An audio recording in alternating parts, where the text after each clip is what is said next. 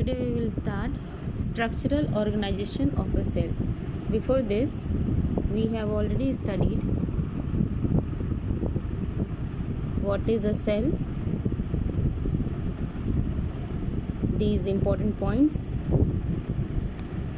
and then difference between unicellular and multicellular. Now, structural organization of a cell means cell किस किस चीज़ का बना हुआ होता है, सेल के अंदर क्या क्या है.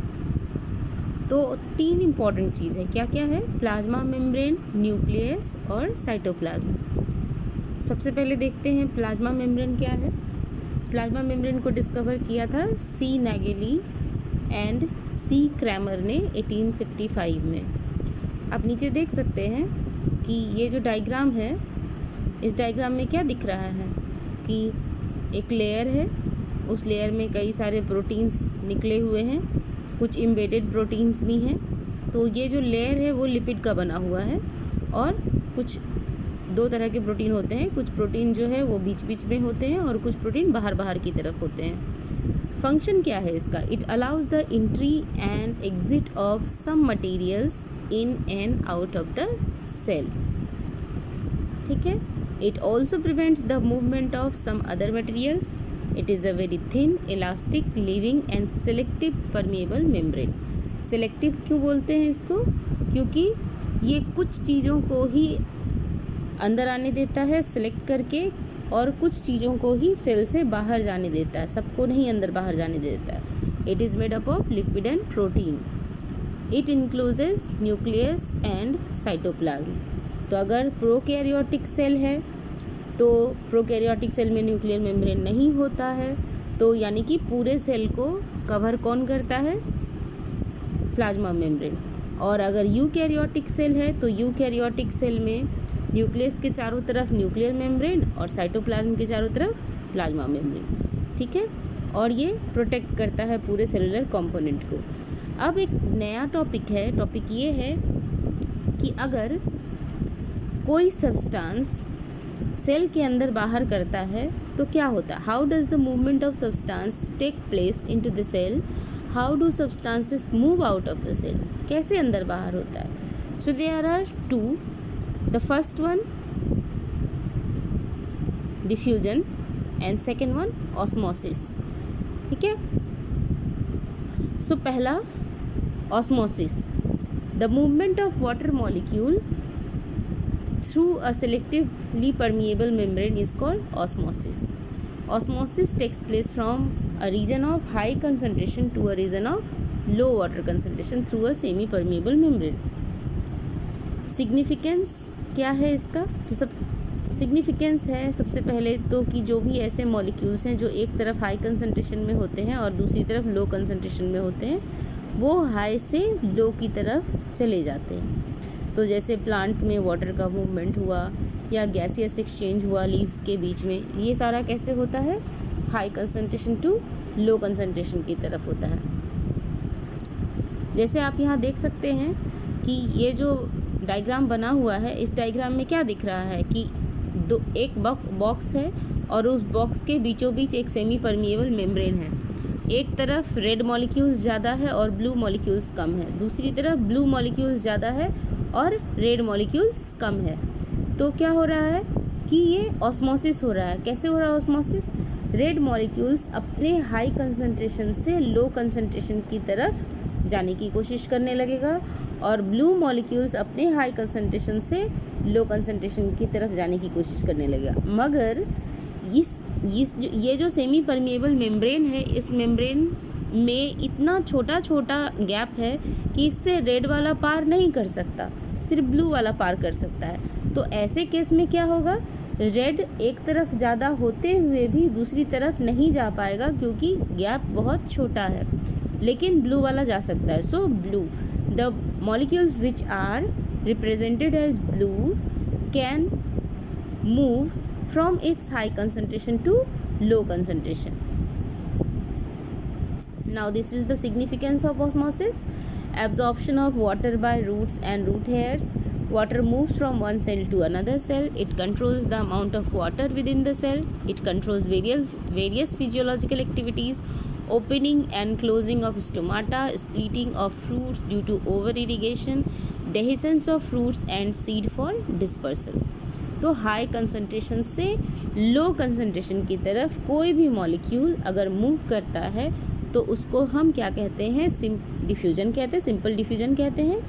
और उसमें स्पेसिफाई करके अगर वाटर का मूवमेंट होता है high concentration to low concentration तो उसको हम ऑस्मोसिस कहते हैं। नेक्स्ट है कि अगर कोई लिविंग सेल हाइपोटोनिक, आइसोटोनिक या हाइपरटोनिक सॉल्यूशन में प्लेस किया जाता है तो क्या होता है। तो सबसे पहले समझते हैं वर्ड का मतलब, सॉल्यूशन का क्या मतलब होता है। सॉल्यूशन का मतलब होता है कोई दो चीज़ आपस में पूरी तरह से डिज़ोल्व हो जाए, पूरी तरह से डिज़ोल्व हो जाए, जैसे पानी और नमक। पानी और नमक का हम सॉल्यूशन बना सकते हैं, ठीक है।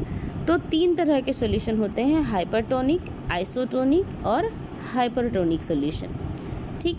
हाइपोटोनिक, हाइपो मीन्स कम, हाइपोटोनिक में क्या होता है कि सॉल्यूट का कंसंट्रेशन बहुत कम होता है। आइसोटोनिक में क्या होता है कि अगर कोई सॉल्यूशन ऐसा है जिसमें कि जितना सॉल्यूट का कंसंट्रेशन है उतना ही सॉल्यूट का कंसंट्रेशन लिविंग सेल में भी हो तो वो आइसोटोनिक कहलाता है। और हाइपरटोनिक क्या होता है कि सॉल्यूट का कंसंट्रेशन सॉल्यूशन में बहुत ज़्यादा है सेल के मुकाबले, ठीक है। तो hypotonic solution, if the medium surrounding the cell has a higher water concentration than the cell, meaning that the outside solution is very dilute, the cell will gain water by osmosis. Such a solution is called hypotonic solution. In this case the cell is likely to swell up।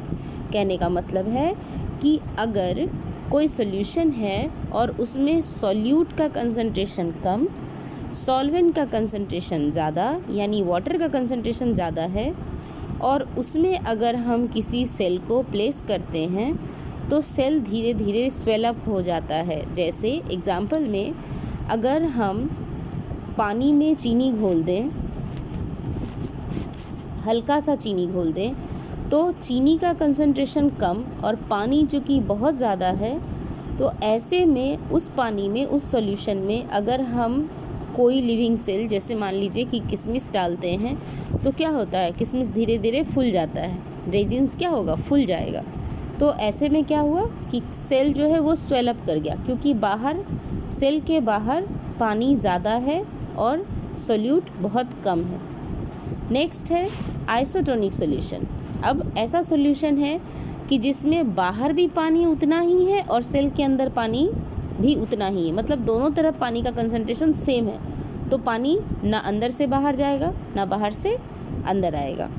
So you can see here through the diagram also hypotonic, isotonic. Now next hypertonic। hypertonic में क्या होगा कि cell जिस solution में है उस solution में water का कंसंट्रेशन बहुत कम है और सेल का कंसंट्रेशन बहुत ज़्यादा है, यानी बाहर वाटर कम और सॉल्यूट बहुत ज़्यादा, अंदर यानी कि सेल के अंदर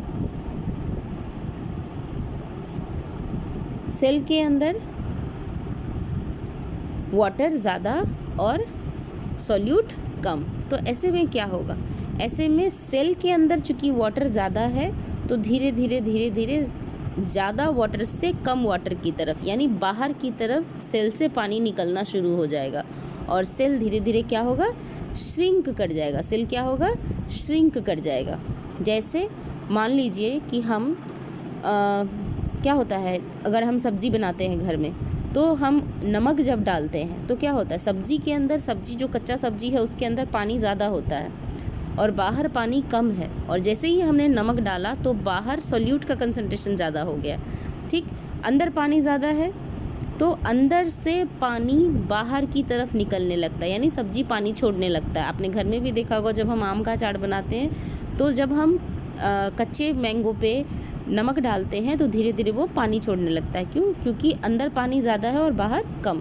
तो ये हो गया हाइपरटोनिक सॉल्यूशन। एंडोसाइटोसिस क्या होता है?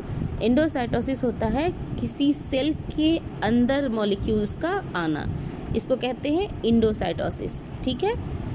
और एक्सोसाइटोसिस क्या होता है? सेल के अंदर से किसी चीज़ का बाहर जाना, इसको कहते हैं exocytosis. Cell wall, plasma membrane के बाहर एक प्रोटेक्टिव लेयर होता है प्लांट सेल में और कुछ बैक्टीरिया में, उसको हम कहते हैं सेल वॉल। ठीक है, ये सेल को shape, rigidity, mechanical strength, support provide करता है, ये प्रोटेक्ट भी करता है सेल को।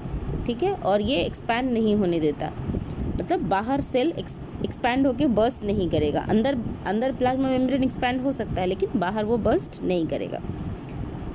प्लाज्मोलाइसिस क्या होता है? प्लाज्मोलाइसिस होता है जब सेल वाटर छोड़ता है और धीरे धीरे श्रिंक कर जाता है, मतलब उसका प्लाज्मा बाहर निकलने लगता है, दैट इज़ कॉल्ड प्लाज्मोलाइसिस। आज के लिए इतना ही।